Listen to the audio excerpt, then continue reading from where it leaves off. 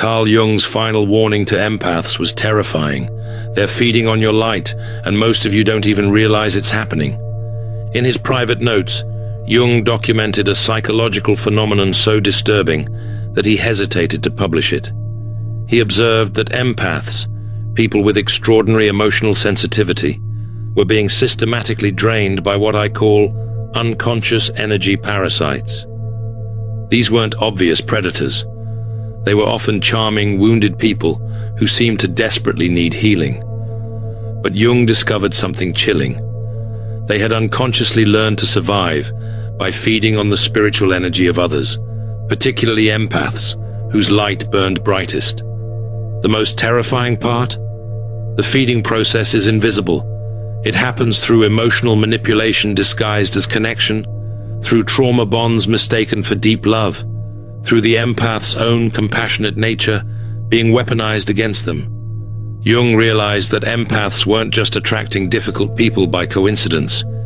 They were being actively hunted by those whose inner light had been extinguished and who could only survive by consuming the light of others.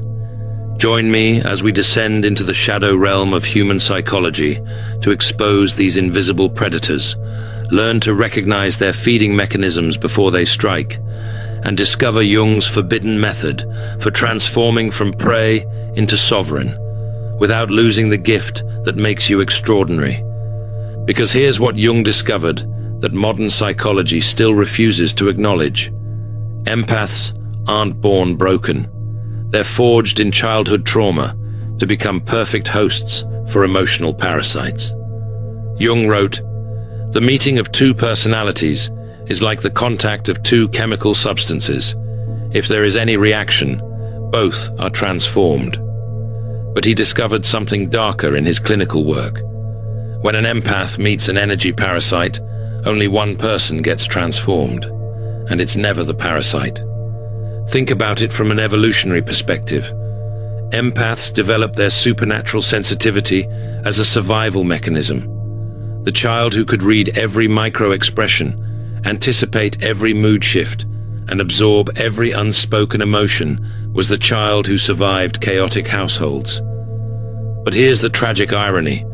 That same survival mechanism that saved you as a child now makes you a beacon for adult predators who've learned to weaponize your gift against you. Dr. Judith Orloff's research confirms what Jung observed. Empaths' mirror neurons fire more intensely than average people. Your brain literally absorbs the emotions of others as if they were your own. But what Jung realized, and what most therapists miss, is that some people have learned to exploit this neurological difference. They don't just accidentally trigger your empathy, they strategically activate it.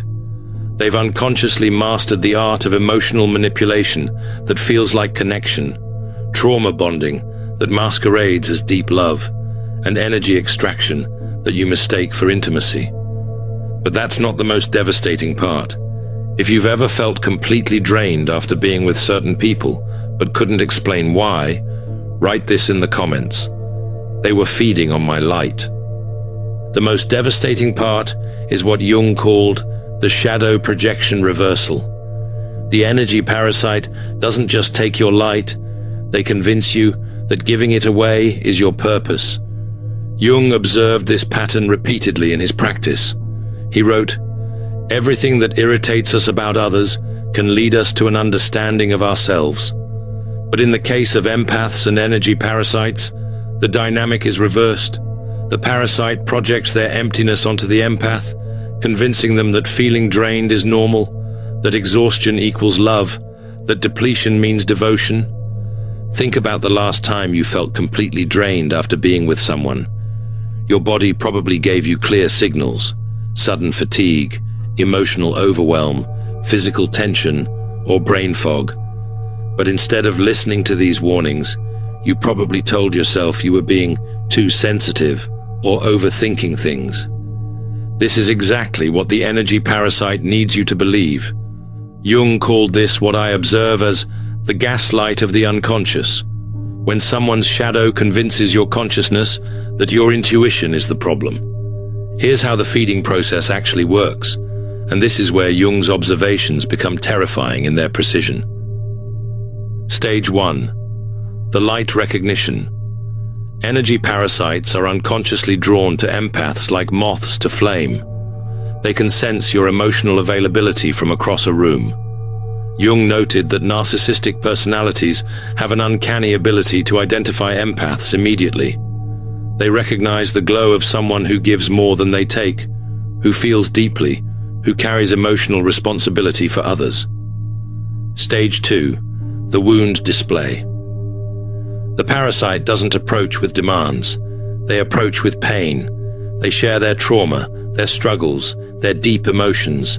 They mirror your depth while hiding their emptiness. Jung wrote, "The privilege of a lifetime is to become who you truly are. But energy parasites have learned to become who you need them to be." Stage 3. The empathy activation. Once they've hooked your compassion, they begin the systematic extraction. They create crisis after crisis that requires your emotional labor. They trauma dump without reciprocation.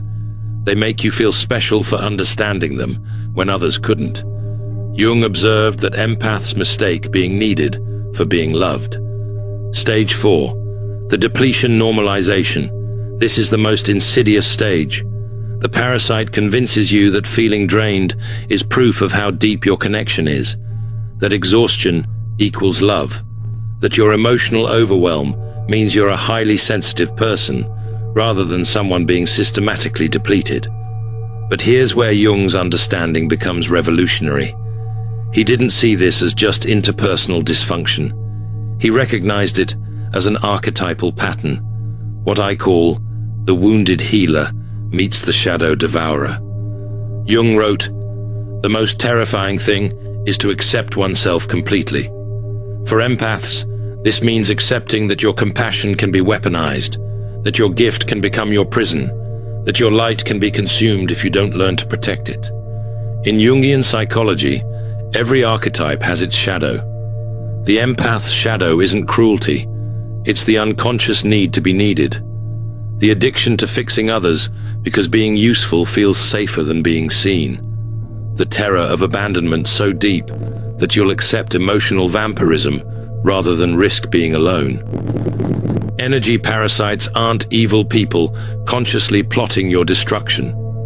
They're unconscious beings driven by what Jung called the shadow's hunger for wholeness. They sense in you what they've exiled in themselves, the capacity for genuine feeling, authentic connection, and emotional depth. But instead of doing the inner work to reclaim these qualities, they've learned to steal them from others. They feed on your emotional energy because they've cut themselves off from their own. They bask in your light because they've extinguished their inner flame. This creates what I call the psychological vampire effect. The more energy you give them, the more they need. The more you try to heal them, the more wounded they become. The more light you share, the darker their shadow grows. This isn't because they're inherently evil. It's because they're psychologically incomplete. They've disowned their capacity for genuine emotion, so they must constantly consume it from external sources. Like a person with no digestive system who must keep eating but can never feel satisfied. Now you're facing what I call the empath's impossible choice. You can feel their pain, their emptiness, their desperate need for the light you carry. Your compassionate nature wants to help, to heal, to save them from their darkness. But Jung discovered something that changes everything. You cannot heal someone by letting them feed on your essence. You cannot love someone back to wholeness by allowing them to drain your light. You cannot save someone who is unconsciously committed to staying lost. Let me show you what this pattern looks like in different scenarios. The romantic energy vampire. Sarah met David at a spiritual retreat. He seemed deep, sensitive, wounded in a way that called to her healing nature. He shared his childhood trauma, his struggles with depression, his search for meaning. Sarah felt chosen, special for being the one person who truly understood him. But within months, Sarah noticed she was always exhausted after their conversations. David would call during her work hours with emotional crises. He would trauma dump for hours without asking about her day. When she tried to share her own struggles, he would either minimize them or make them about his pain.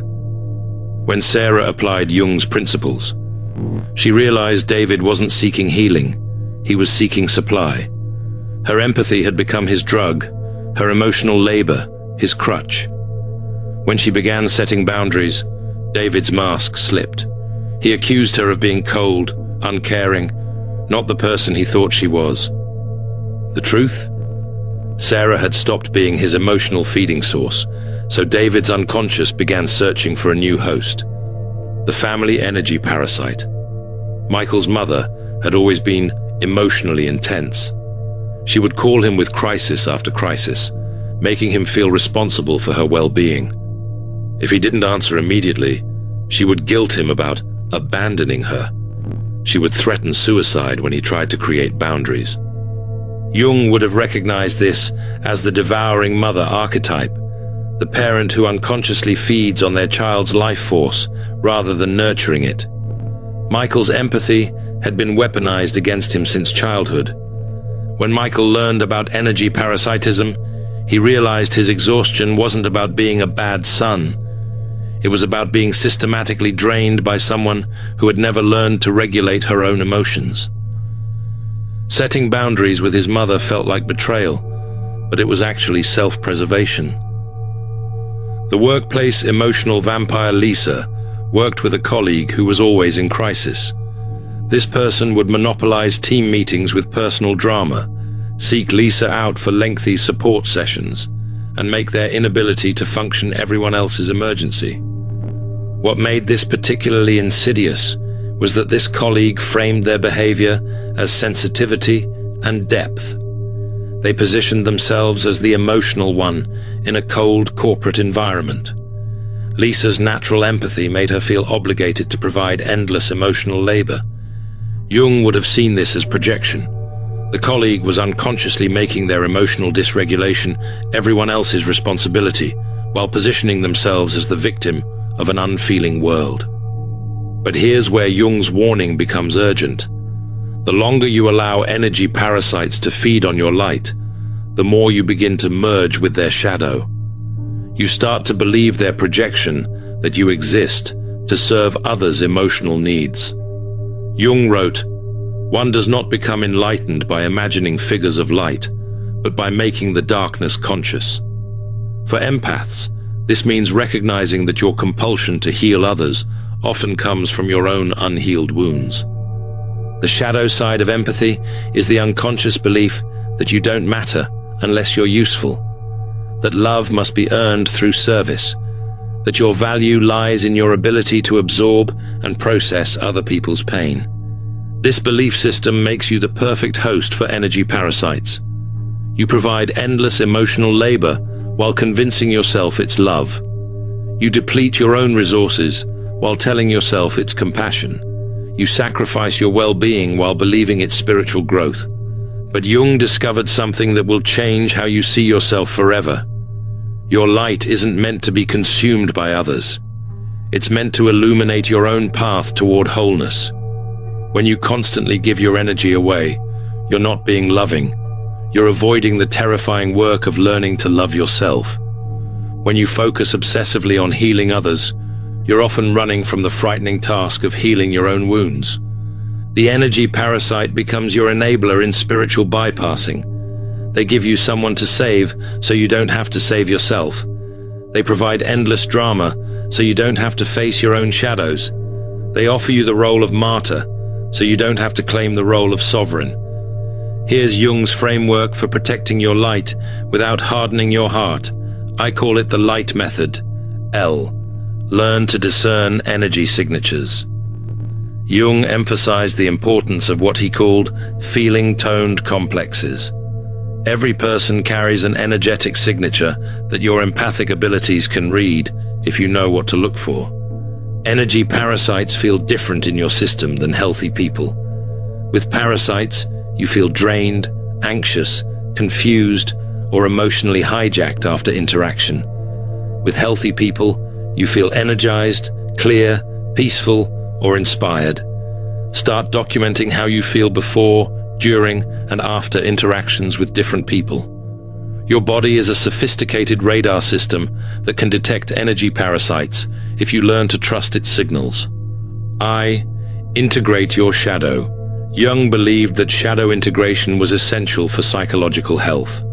For empaths, this means owning the parts of yourself that want to be needed, that fear abandonment, that believe love must be earned through service. Ask yourself, what do I get out of being needed by broken people? How does rescuing others help me avoid my own healing? What childhood wound am I trying to heal through others? The goal isn't to eliminate these tendencies, but to make them conscious so they don't unconsciously drive your relationship choices. Guard your sacred energy. Jung wrote, "Your vision becomes clear when you look into your heart. Who looks outside, dreams. Who looks inside, awakens." Protecting your energy isn't selfish, it's spiritual responsibility. This means saying no to emotional labor that depletes you. It means refusing to carry other people's unprocessed emotions. It means choosing relationships that nourish rather than drain you. Your energy is finite and sacred. Every moment you spend processing someone else's shadow is a moment you can't spend growing your own light. Honor. Your authentic nature. Energy parasites are attracted to empaths who dim their light to make others comfortable. The more you hide your gifts, deny your intuition, or minimize your sensitivity, the more you become a target for those who want to consume what you're suppressing. Jung believed in what he called individuation, becoming who you truly are rather than who others need you to be. For empaths, this means owning your sensitivity as strength, trusting your intuition as wisdom, and using your gifts consciously rather than unconsciously. Transform trauma into wisdom. Jung said, "The most terrifying thing is to accept oneself completely." This includes accepting that you've been targeted by energy parasites, not because you're weak, but because you carry something precious that unconscious people want to consume. Your empathic abilities developed as a survival mechanism. Now they must evolve into a conscious choice. You can feel others' emotions without absorbing them. You can offer compassion without sacrificing yourself. You can help others without depleting your own resources. When you apply Jung's principles to relationships, everything changes. You stop attracting energy parasites and start drawing in conscious beings who can match your emotional depth without depleting your resources. But here's what Jung warned about during this transition. Energy parasites will escalate their feeding behaviors when they sense you're becoming unavailable as a source. They'll create bigger crises. They'll threaten suicide. They'll accuse you of being cold, selfish, or not the person they thought you were. They'll try to guilt you back into the feeding dynamic by reminding you of their pain, their trauma, their need for your support. Jung called this what I call the extinction burst of the shadow. When parasites can no longer feed easily, they become more desperate and more manipulative. This is actually a sign that your boundaries are working, but it feels like evidence that you're being cruel. Stay strong during this phase. Remember that their escalation is about their addiction to your energy, not about your value as a person. You're not responsible for managing their emotions when they can no longer use you as an emotional dumping ground. The healthy people in your life will respect your boundaries and even celebrate your growth. They'll understand when you need space, support your healing journey, and reciprocate the emotional energy you invest in the relationship. But here's the most important part. You must become the kind of person you want to attract. If you want conscious relationships, you must become conscious yourself. If you want reciprocal connections, you must learn to receive as well as give. If you want authentic love, you must show up authentically rather than performing the role others want you to play. Jung understood that this battle for your light is fundamentally spiritual. He wrote, "The privilege of a lifetime is to become who you truly are." But energy parasites have a vested interest in keeping you small, depleted, and unconscious of your true power. When you begin to protect your energy and set boundaries, you're not just changing relationship dynamics, you're engaging in what I call the war for your soul. This isn't metaphorical. Your essence, your light, your life force is literally at stake. Energy parasites will use every weapon in their arsenal to maintain access to your light. Guilt. After everything I've shared with you, you're going to abandon me? Shame. I thought you were more compassionate than this. Fear. You're being selfish, and you'll end up alone. False urgency. I need you right now more than ever. Identity attacks. This isn't who you really are. But Jung gave us the ultimate weapon against these tactics: consciousness. When you can see the manipulation for what it is, it loses its power over you. The truth is, every time you say no to energy vampirism, you're saying yes to your own evolution. Every boundary you set is a vote for your authentic self. Every time you refuse to dim your light for someone else's comfort, you're choosing spiritual growth over spiritual stagnation. This doesn't mean you become cold or uncaring. It means you become discerning.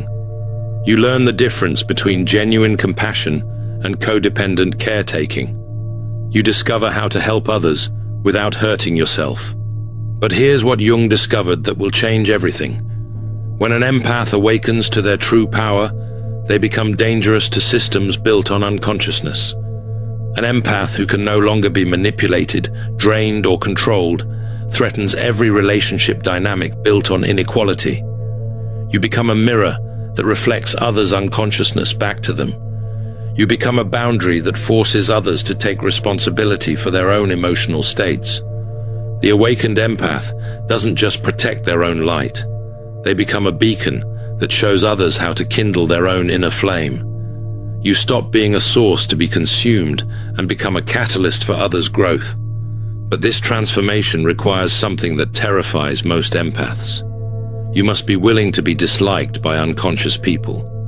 You must be willing to lose relationships that were built on your depletion. You must be willing to stand alone rather than sacrifice yourself for false connection.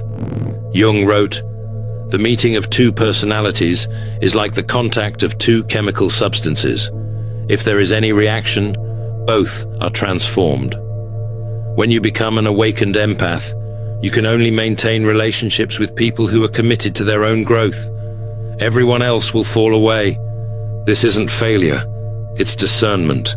This isn't loss, it's liberation. This isn't loneliness, it's sovereignty. Comment below if you've been called selfish for setting boundaries with energy vampires. My energy is sacred. You'll discover that you'd rather have one authentic connection than a dozen draining relationships. You'll realize that quality of presence matters more than quantity of people. You'll understand that your light is too sacred to be consumed by those who refuse to do their own inner work. There are 3 levels of empath development that Jung identified, and understanding where you are will help you progress toward true energetic sovereignty. Level 1. The unconscious empath. You feel everything but understand nothing. You absorb others' emotions without realizing it. You're constantly drained but blame yourself for being too sensitive. You attract energy parasites because you haven't learned to protect your gifts. At this level, your empathy controls you rather than you controlling it. You're like a radio that picks up every frequency but can't tune into specific stations. The solution is developing emotional boundaries and learning to distinguish between your feelings and others' feelings. Level 2. The conscious empath. You recognize your empathic abilities and begin to use them intentionally. You can feel others' emotions, but you don't automatically absorb them. You've learned basic energy protection techniques and can maintain some boundaries with energy parasites. At this level, you're beginning to see the difference between empathy and codependency. You can offer compassion without depleting yourself, but you still struggle with guilt when setting boundaries and sometimes slip back into old patterns. Level 3. The sovereign empath. You've integrated your shadow and own your empathic gifts as spiritual abilities rather than emotional burdens. You can feel deeply without losing yourself. You attract conscious people who reciprocate your emotional investment. At this level, your empathy becomes a tool for discernment rather than a trap for manipulation. You can sense others' authentic emotions versus their performed emotions. You can offer healing presence without taking on others' wounds as your own. The journey from level 1 to level 3 requires what I call the courage to disappoint. You must be willing to disappoint energy parasites who want unlimited access to your light. You must be willing to disappoint family members who've grown comfortable using you as their emotional regulator. You must be willing to disappoint society's expectation that empaths should be endlessly available for others' healing. But I need to give you Jung's final warning about this transformation. Once you begin protecting your light, you can't go back to unconscious empathy. Once you see the feeding patterns, you can't unsee them. Once you taste energetic sovereignty, you can't return to emotional slavery. This knowledge will cost you relationships. It will challenge your identity. It will force you to confront the parts of yourself that would rather be needed than respected, that would rather be useful than authentic, that would rather be depleted than alone. Some of you will use this information to justify building walls instead of boundaries. You'll become cynical about human connection rather than discerning about energetic exchange. You'll confuse emotional unavailability with spiritual strength. Don't make this mistake. The goal isn't to stop feeling or caring. The goal is to feel and care consciously, with intention and wisdom, rather than compulsion and unconsciousness. Jung's final warning was this: the privilege of a lifetime is to become who you truly are. But becoming who you truly are requires releasing who you think you should be for others' comfort. Your light is not a resource to be consumed. It's a presence to be embodied. Your empathy is not a service to be provided. It's a gift to be shared consciously. The world doesn't need more depleted healers.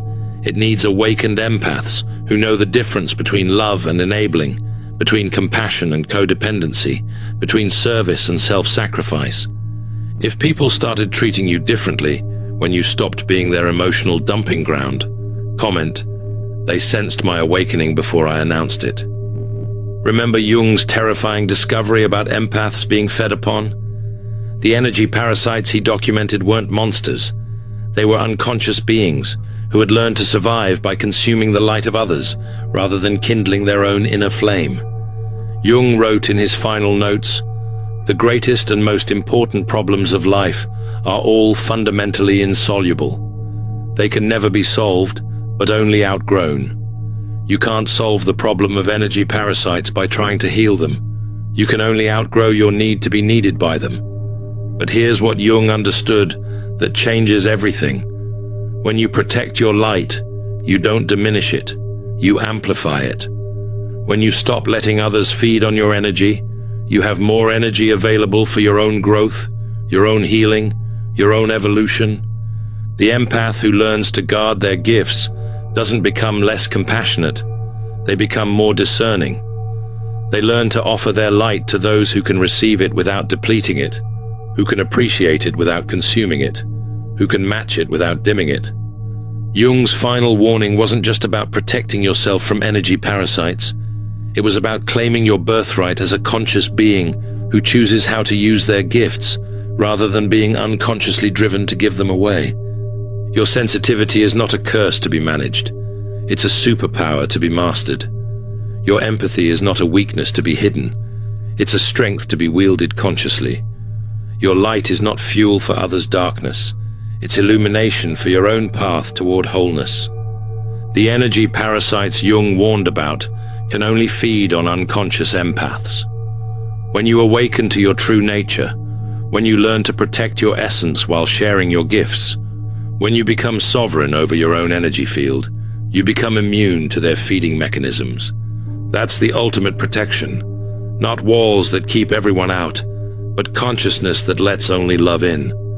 Master this distinction, and you'll never again confuse being drained with being loved, being needed with being valued, or being depleted with being devoted. Jung's warning was clear. They're feeding on your light. But his promise was even clearer. You have the power to stop them. If you recognize yourself in this warning, you're not alone. Thousands of empaths are waking up to these patterns and reclaiming their power. Share in the comments. What's one boundary you're ready to set to protect your light? Your story might be exactly what another empath needs to hear to begin their own journey toward energetic sovereignty.